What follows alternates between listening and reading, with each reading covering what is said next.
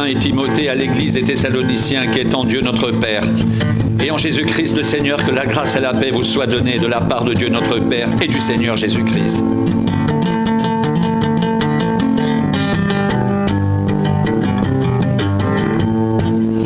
Nous devons à votre sujet, frères, rendre continuellement grâce à Dieu, comme cela est juste.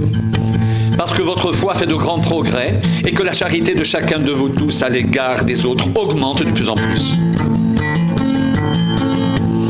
Aussi nous glorifions-nous de vous dans les églises de Dieu à cause de votre persévérance et de votre foi au milieu de toutes vos persécutions et des tribulations que vous avez à supporter.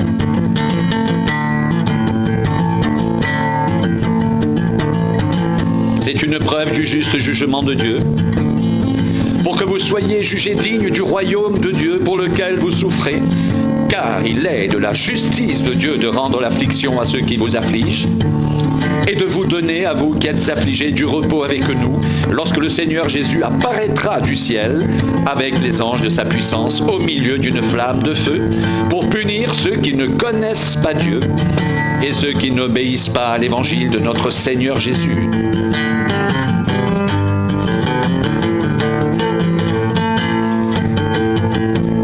Pour châtiment une ruine éternelle, loin de la face du Seigneur et de la gloire de sa force, lorsqu'il viendra pour être en ce jour-là glorifié dans ses saints et admiré dans tous ceux qui auront cru, car notre témoignage auprès de vous a été cru.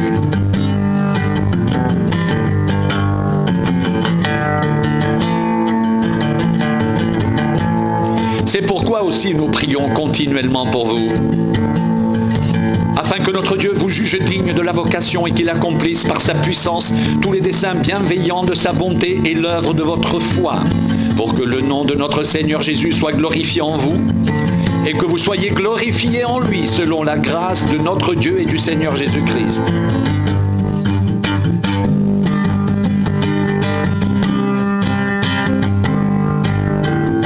Pour ce qui concerne l'avènement de notre Seigneur Jésus-Christ et notre réunion avec lui, nous vous prions, frères, de ne pas vous laisser facilement ébranler dans votre bon sens et de ne pas vous laisser troubler, soit par quelque inspiration, soit par quelques paroles ou par quelques lettres qu'on dirait venir de nous, comme si le jour du Seigneur était là.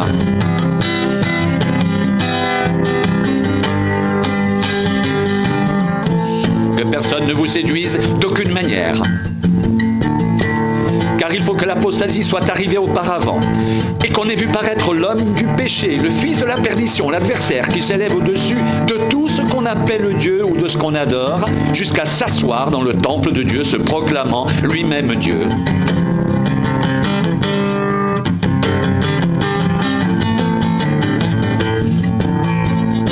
Ne vous souvenez-vous pas que je vous disais ces choses lorsque j'étais encore chez vous? Et maintenant vous savez ce qu'il retient afin qu'il ne paraisse qu'en son temps. Car le mystère de l'iniquité agit déjà. Il faut seulement que celui qui le retient encore ait disparu. Et alors paraîtra l'impie que le Seigneur Jésus détruira par le souffle de sa bouche et qu'il anéantira par l'éclat de son avènement. L'apparition de cet impie se fera par la puissance de Satan, avec toutes sortes de miracles, de signes et de prodiges mensongers, et avec toutes les séductions de l'iniquité pour ceux qui périssent, parce qu'ils n'ont pas reçu l'amour de la vérité pour être sauvés.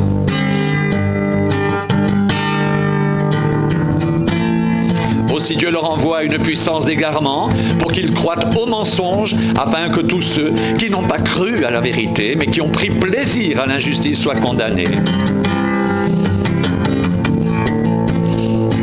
Pour nos frères bien-aimés du Seigneur, nous devons à votre sujet rendre continuellement grâce à Dieu, parce que Dieu vous a choisi dès le commencement pour le salut, par la sanctification de l'Esprit et par la foi en la vérité.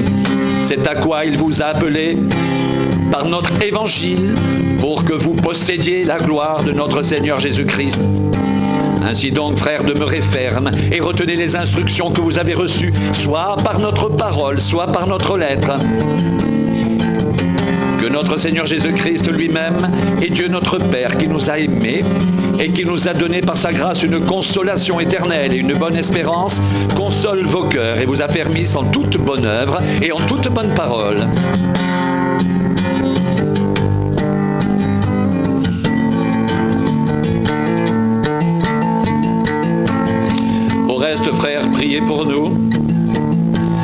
que la parole du Seigneur se répande et soit glorifiée comme elle l'est chez vous. Et afin que nous soyons délivrés des hommes méchants et pervers, car tous n'ont pas la foi. Le Seigneur est fidèle, il vous affermira et vous préservera du malin. Nous avons à votre égard cette confiance dans le Seigneur, que vous faites et que vous ferez les choses que nous recommandons. Que le Seigneur dirige vos cœurs vers l'amour de Dieu et vers la patience de Christ.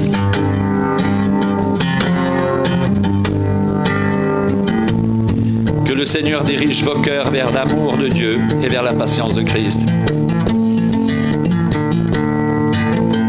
Au reste, frères, priez pour nous, afin que la parole du Seigneur se répande et soit glorifiée comme elle l'est chez vous, et afin que nous soyons délivrés des hommes méchants et pervers, car tous n'ont pas la foi.